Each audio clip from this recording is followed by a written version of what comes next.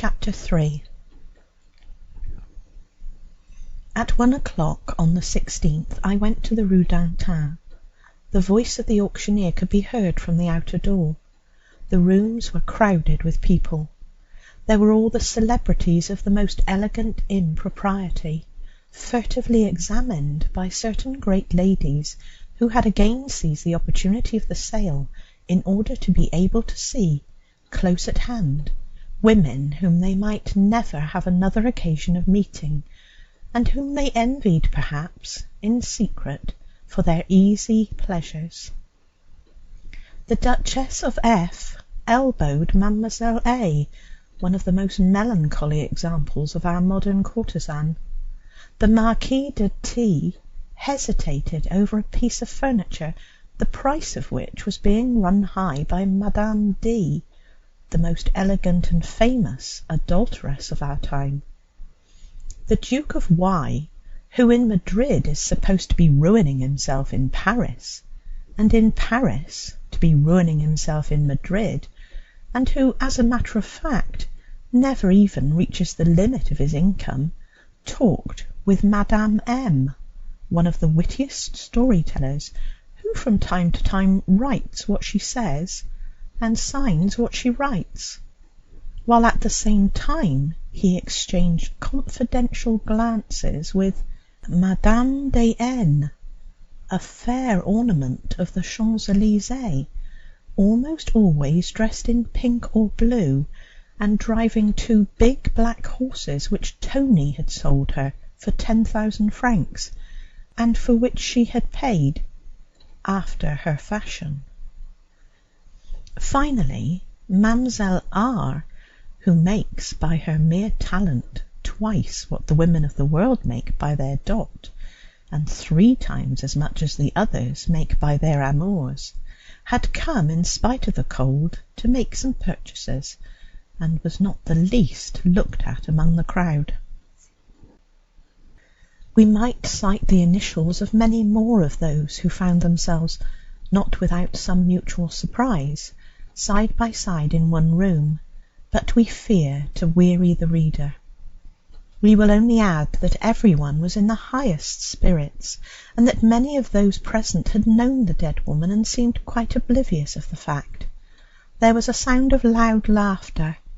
The auctioneers shouted at the top of their voices. The dealers who had filled the benches in front of the auction table tried in vain to obtain silence in order to transact their business in peace. Never was there a noisier or a more varied gathering.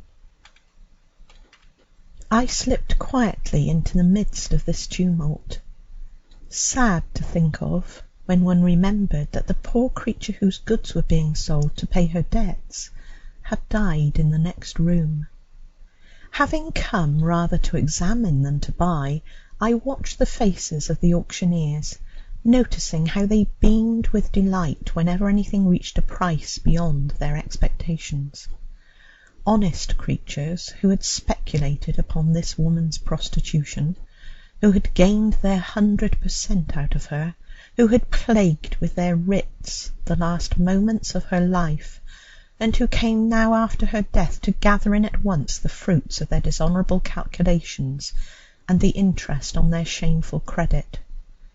How wise were the ancients in having only one God for traders and robbers! Dresses, cashmeres, jewels were sold with incredible rapidity. There was nothing that I cared for, and I still waited. All at once I heard a volume beautifully bound, gilt-edged, entitled Manon Lescaut. There is something written on the first page. 10 francs. 12, said a voice after a longish silence. 15, I said. Why? I did not know.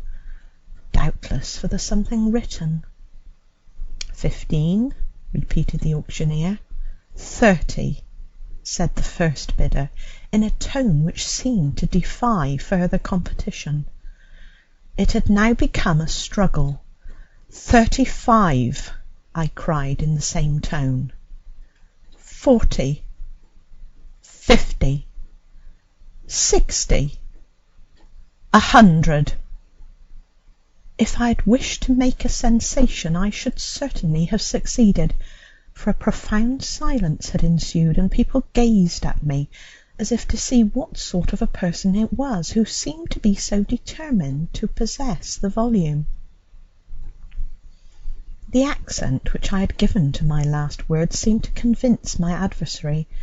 He preferred to abandon a conflict which could only have resulted in making me pay 10 times its price for the volume, and bowing, he said very gracefully, though indeed a little late, "I give way, sir." Nothing more being offered, the book was assigned to me. As I was afraid of some new fit of obstinacy which my amour propre might have sustained somewhat better than my purse, I wrote down my name, had the book put on one side, and went out. I must have given considerable food for reflection to the witnesses of this scene, who would no doubt ask themselves what my purpose could have been in paying 100 francs for a book which I could have had anywhere for 10, or at the outside 15. An hour later I sent for my purchase. On the first page was written in ink, in an elegant hand, an inscription on the part of the giver. It consisted of these words: Manon to Marguerite, humility. It was signed Armand Duval. What was the meaning of the word humility? Was Manon to recognize in Marguerite, in the opinion of Monsieur Armand Duval, her superior in vice or in affection? The second interpretation seemed the most probable, for the first would have been an impertinent piece of plain speaking which Marguerite, whatever her opinion of herself, would never have accepted. I went out again and thought no more of the book until at night when I was going to bed. Manon Lescaut is a touching story. I know every detail of it, and yet whenever I come across the volume the same sympathy always draws me to it. I open it, and for the 100th time I live over again with the heroine of the Abbé Prévost. Now, this heroine is so true to life that I feel as if I had known her, and thus the sort of comparison between her and Marguerite gave me an unusual inclination to read it, and my indulgence passed into pity, almost into a kind of love for the poor girl to whom I owed the volume. Manon died in the desert, it is true, but in the arms of the man who loved her, with the whole energy of his soul, who, when she was dead, dug a grave for her and watered it with his tears and buried his heart in it, while Marguerite, a sinner like Manon, and perhaps converted like her, had died in a sumptuous bed, it seemed, after what I had seen, the bed of her past, but in that desert of the heart, a more barren, a vaster, a more pitiless desert than that in which Manon had found her last resting place. Marguerite, in fact, as I had found from some friends who knew of the last circumstances of her life, had not a single real friend by her bedside during the 2 months of her long and painful agony. Then from Manon and Marguerite my mind wandered to those whom I knew and whom I saw singing along the way, which led to just such another death. Poor souls! If it is not right to love them, is it not well to pity them?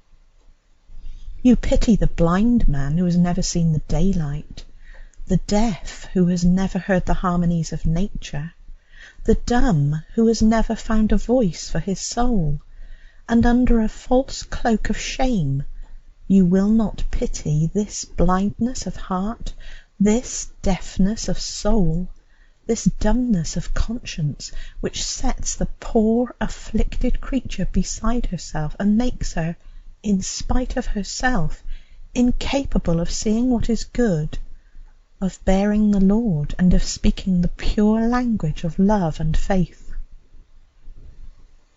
Hugo has written Marion Delorme.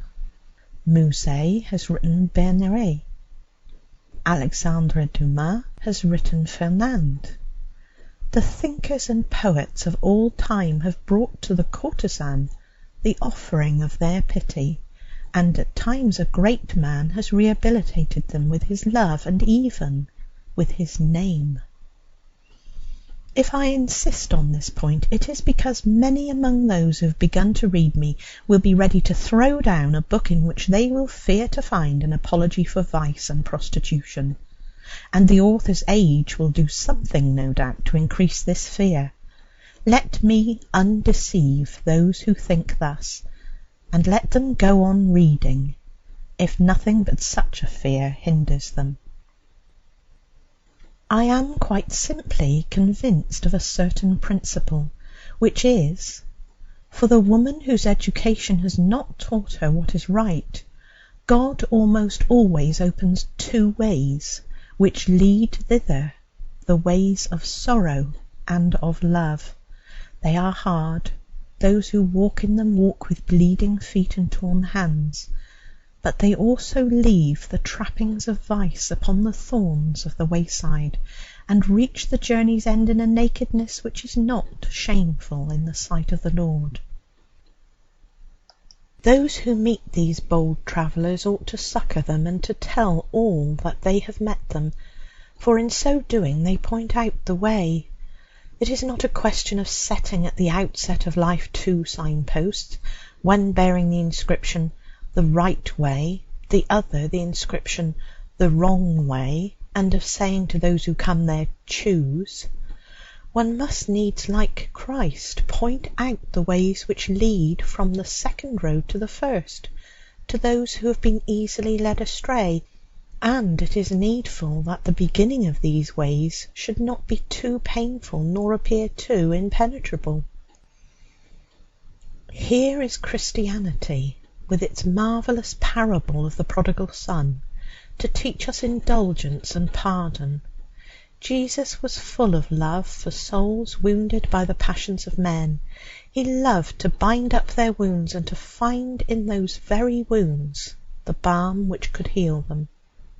Thus he said to the Magdalene, "Much shall be forgiven thee, because thou hast loved much," a sublimity of pardon which can only have called forth a sublime faith. Why do we make ourselves more strict than Christ? Why, holding obstinately to the opinions of the world which hardens itself in order that it may be thought strong, do we reject, as it rejects, souls bleeding at wounds by which, like a sick man's bad blood, the evil of their past may be healed, if only a friendly hand is stretched out to lave them and set them in the convalescence of the heart? It is to my own generation that I speak, to those for whom the theories of M. de Voltaire happily exist no longer, to those who, like myself, realize that humanity, for these last 15 years, has been in one of its most audacious moments of expansion. The science of good and evil is acquired forever. Faith is refashioned. Respect for sacred things has returned to us.